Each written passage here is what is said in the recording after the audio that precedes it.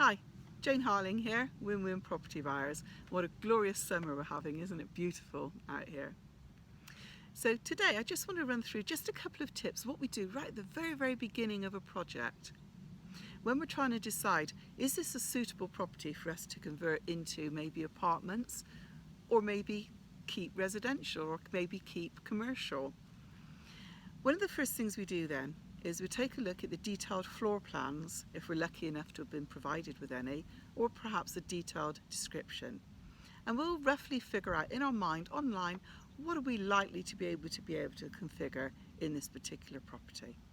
Let's say we think we can get 8 two-bed flats.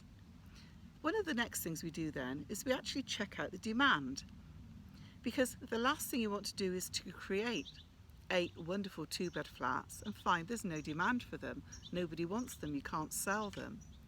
So to check demand, we'll go on Rightmove and we'll do a search for two-bed flats in that specific area, and we'll take a look at how many are available, what's actually out there available. Then we'll do exactly the same search, but this time we'll tick the sold and under offer box. And what we're looking for then is to compare the two results. Because if we find they're exactly the same, it means that there's been no properties sold in the last 2 months.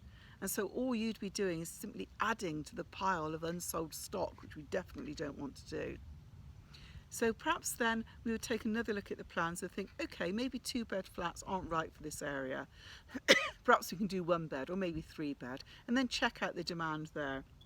So it's really quite an important stage, because as I said, the very last thing you want to do is to simply put all that hard work, all that effort and money into creating a product which there's no demand for at the end. That would be disastrous.